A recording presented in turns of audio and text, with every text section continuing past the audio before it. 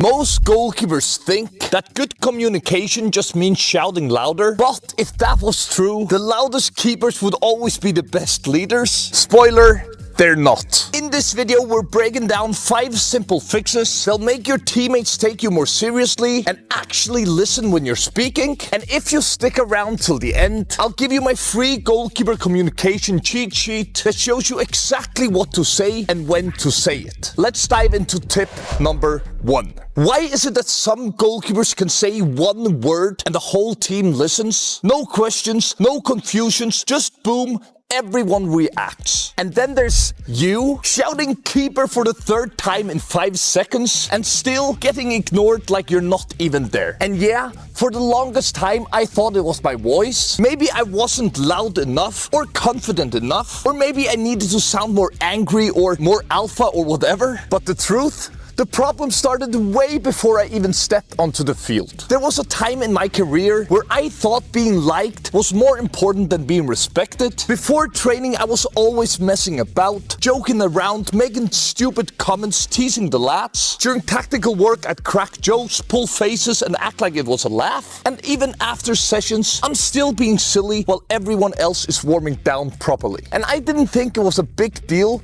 until one pre-season summer camp. We were in a team meeting talking about defending set pieces. I spotted something, I raised my voice, made a good point. At least I thought I did. But nobody reacted, nobody even looked at me. And that's when it hit me. They didn't see me as a leader. They saw me as the clown, the kid who messed about, the guy who jokes around, not the guy you listen to. So I changed. Not everything, I still had fun and I still do, don't worry. But I picked my moments. During tactical sessions, I was focused, and in meetings, I sat up, paid attention, and only spoke when it made sense. And slowly, people started listening.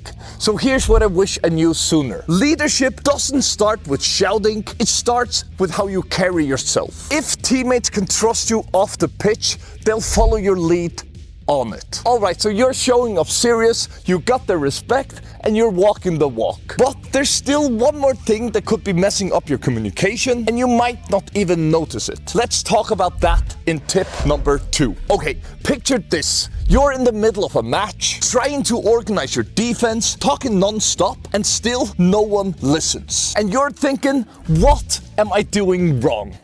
I had a season like that. Think I was 16 or 17, new coach, new teammates, new league, and I was desperate to prove myself. So I thought, right, I'm gonna be the loudest voice on the pitch, and trust me, I was. Come on guys, you can do this, man on, cover him, hey, step up, drop off, hey guys, cover your man, back post, ref, that's a free kick. Every 2 or 3 seconds I had something to say, just anything, didn't matter if it helped. I just thought if I talked more, they'd see I knew what I was doing. But here's what actually happened. They stopped listening completely. And when I finally did have something to say, like proper instructions that actually stopped goals, nothing, no reactions, just silence. Why? Because at that point, I was just background noise. And that's when I learned something that most goalkeepers never figure out. Being loud doesn't make you a leader, it just makes you loud. If you're talking all the time, especially when it's not helpful, you're training your teammates to ignore you. So what do you do instead? Start treating your voice like a weapon, not like background music. Use it when it matters, use it with purpose, use it to help, not just to be heard. That's how good goalkeepers actually lead. Alright, so you're starting to get it now. You stopped shouting just for the sake of it, and you're actually using your voice like it matters. Good job. But even then, there's one more thing that still trips up a lot of goalkeepers, and it's the reason why your defenders don't react fast enough. Let's break it down in point number 3. Okay, let me ask you something. You ever try to give instructions in a full-on chaotic moment? Balls bouncing around in the box, you spot the danger, you know exactly what needs to happen, so you start shouting, mark the guy on the left, and someone watch the run from midfield, and yeah, too late. No one heard you, and they scored. I had a coach once tell me, if it takes more than 3 words, it won't reach their brain. At the time, I thought, all right, mate, a bit dramatic, but the more I played, the more experienced I got, I realized he was actually right. Because in the middle of a game with noise, the pressure, the stress, your teammates don't have time to figure out what you're trying to say. They need commands, not conversations. Saying something like step up, that's fine, that's really good. But saying something like, James, step! Wow, that's really clear and it really cuts through the noise. Because when you're saying someone's name, they know it's for them. So stop trying to explain every little thing in a match. Just say their name and what they need to hear, nothing else. And hey, if you're still not sure what to say in these moments, I've got something that can help. I put together a free goalkeeper communication guide with all the key phrases you'll ever need. So if you actually want to sound like a leader out there, not just a little kid trying random commands, grab it now. The link's in the description. It's totally free. Alright, so you're saying the right things now. You're using names. You're keeping it short, sharp and clear. Good job. But here's the part most goalkeepers miss. Even if you're saying the right stuff, some players still won't react how you expect them to. Let me show you why in tip number 4. There was a center back I used to play with, big lad, always barking orders. So I figured he's used to shouting, he can also take it. And trust me, I gave it to him full volume, but the more I shouted, the more he looked annoyed. It was like he was thinking that I was trying to wind him up, not helping him at all. And then one day after training, he pulls me aside and goes, "Mate, you don't have to scream at me like I'm deaf. Just say it calmly. I promise I'll get it." And that's when it hit me. Not everyone wants the same from their goalkeeper. Some players need to hear that loud voice. They want you to fire them up. They need you to drag them through the game. But others, they want calm. They want simple, not a drill sergeant screaming orders in their ear. So if you talk to every player the same way, half of them will switch off because you're not speaking their language. Good communication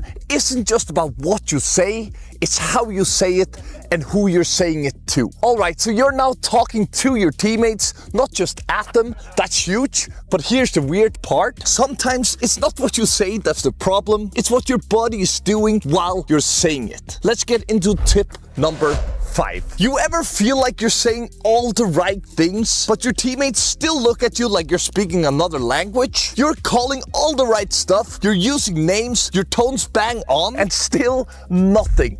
Like they're hearing you, but they're not doing what you're saying. And that used to happen to me all the time. I remember this one training match. Ball rolls to my center back and I'm shouting, back to me. But while I was shouting, I was just standing there, completely flat-footed. No opening up, no pointing. So what do you think the defender did? He panicked, turned the other way, tried to dribble out of the pressure, lost it, and the other team scored. I remember standing there thinking, "Mate, I told you to pass it." But here's the problem. My voice was maybe saying, "Give it here," but my body was saying, "Don't you dare pass me that ball." And that's the bit most goalkeepers forget. You have to look like you mean it. That means body language too. If you're shouting step up but standing still, it's not gonna land. If you want the ball to your right foot, point to your right foot. If you want your defenders to clear the ball, show it with your hands. Just think about it. Would you trust a teammate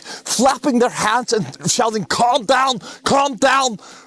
Of course not. So the next time you speak, make sure your body's backing up what you're saying, or don't be surprised when no one's listening. Alright, so you got your communication sorted. You're sounding like a real leader out there, but let's be honest, all of this means nothing if you keep making the same mistakes in 1v1s. So if you ever rushed out and regretted it, or guessed wrong and got chipped, yeah, you're gonna wanna watch this video next.